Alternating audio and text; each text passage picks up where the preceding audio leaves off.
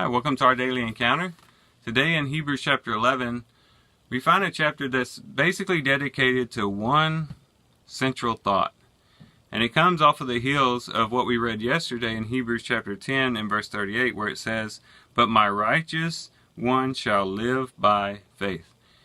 And so chapter 11 flows from that thought and is a chapter completely dedicated to that one thought, faith.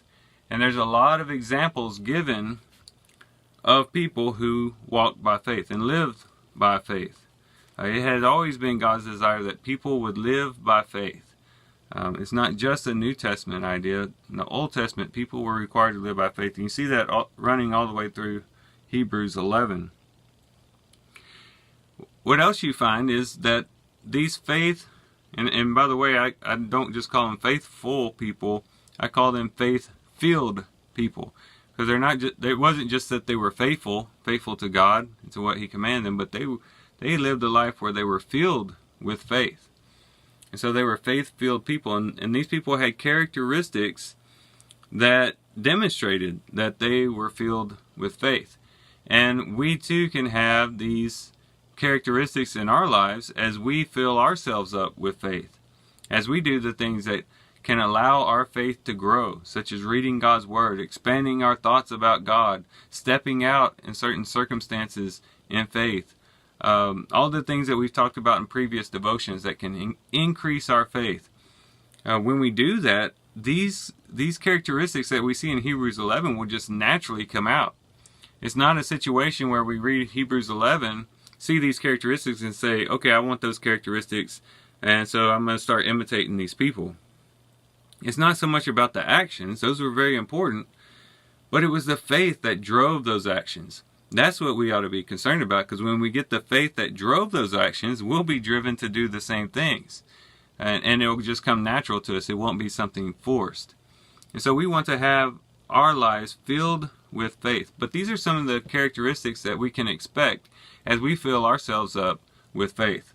And the first one is in connection to Abel. And that is a faith that causes us to excel.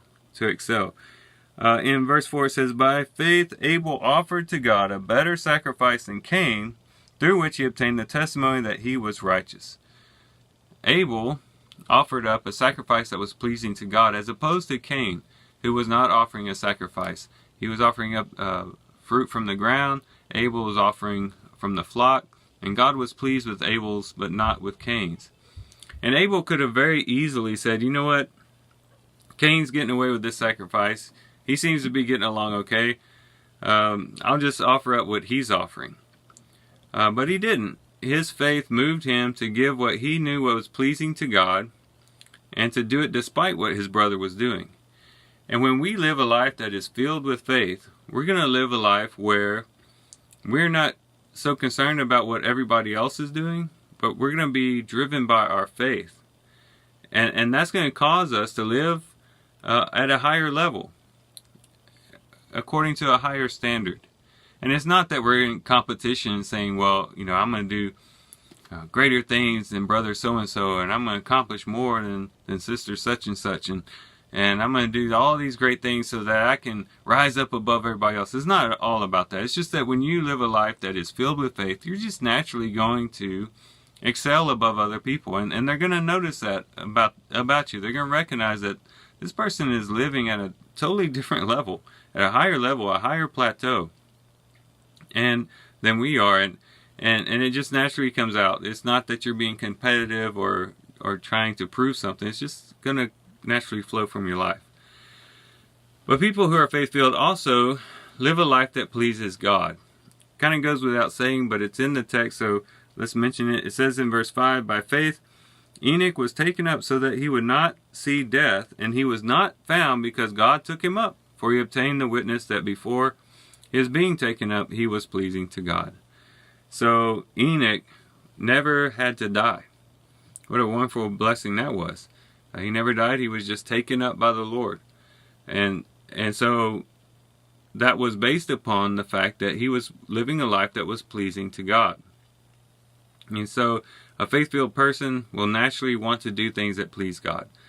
Not just on Sunday morning, not just in front of the preacher or wherever, but all the time, in every little detail, at church, at home, at work, at the grocery store, at the gym, wherever you are. You want to always have, when you're filled with faith, you're always going to want to do what is pleasing to the Lord, no matter how big it is or no matter how minor it is. You're going to want to please God. And that was the life that Enoch had, and that's the life that you can have too, and I can have too, if we fill ourselves up with faith. We also live a life, or a faith-filled person lives a life of reverence. It says in verse 7, by faith Noah, being warned by God about things not yet seen, in reverence prepared an ark for the salvation of his house. Noah had been told that God was going to destroy the whole earth with a flood. And Noah moved with reverence, and he built the ark as God had commanded him, because he feared what God said. And he feared what God said because he knew that if God said it, it was going to be true, or it was going to come to pass. And so he moved with godly fear, with reverence, and he built that ark, and it ended up saving not only himself, but his family. And so those who are faith-filled walk with a godly fear, recognizing the fact that God has said some certain things and has given certain warnings, and they live according to those warnings. And they take God at his word in that way. But also, faith-filled people obey God.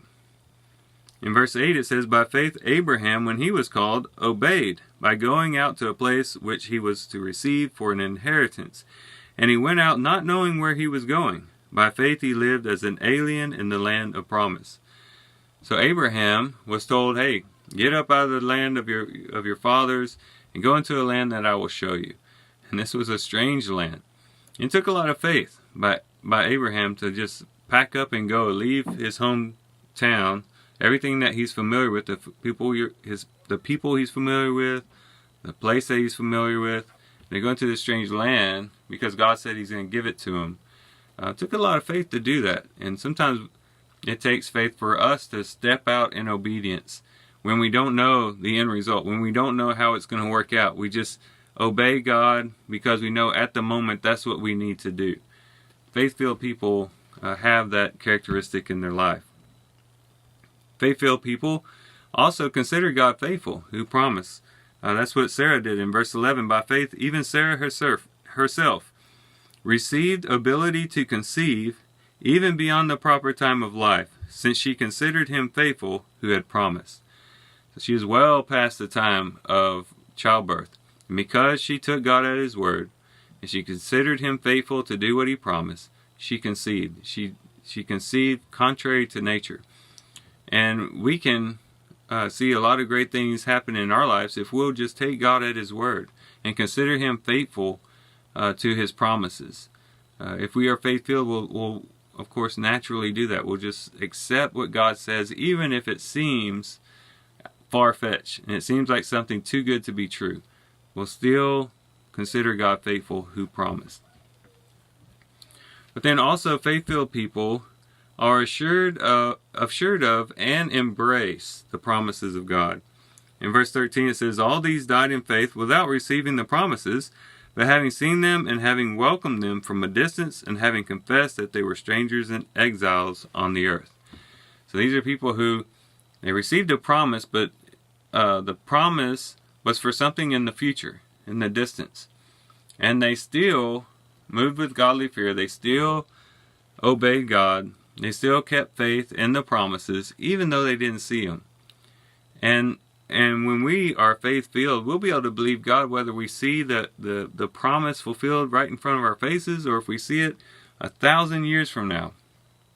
We'll hold on because we know that God said it, and so it must be true.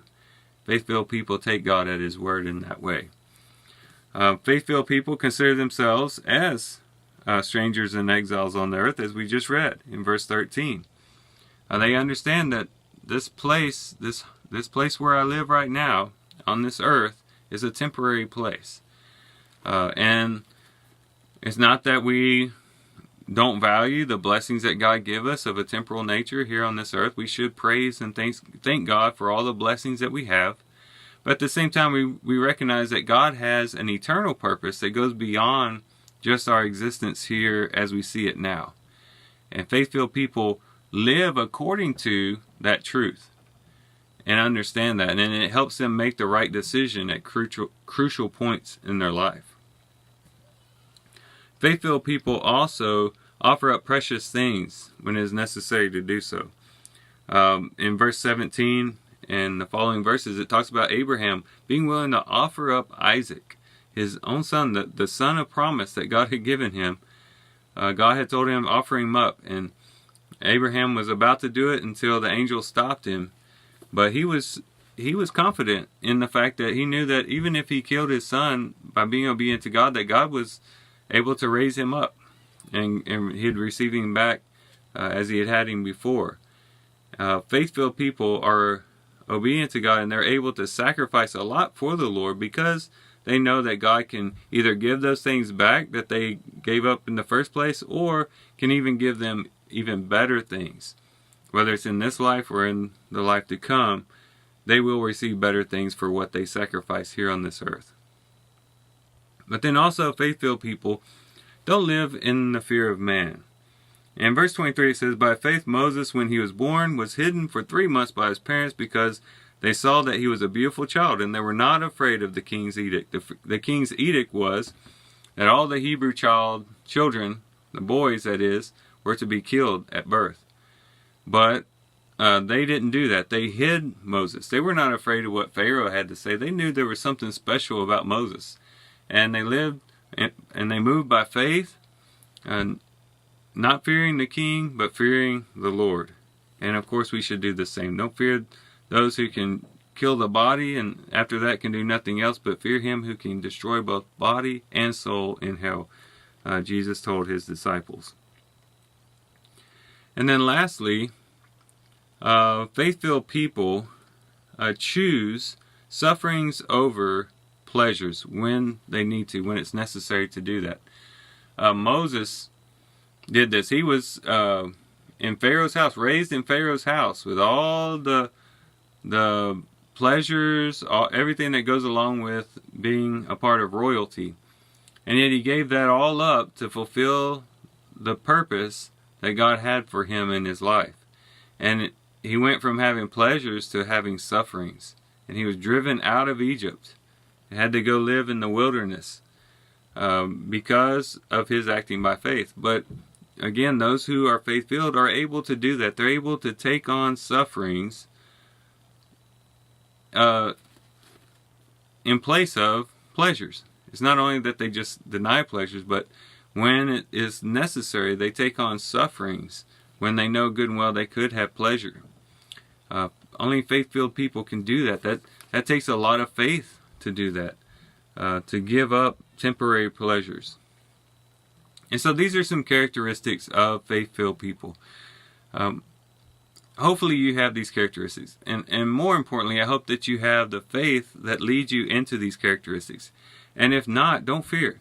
All you've got to do is just cultivate a larger faith, and you'll begin to see these attributes and these characteristics develop in your own life. So hopefully these thoughts have been helpful to you, something you can put into practice.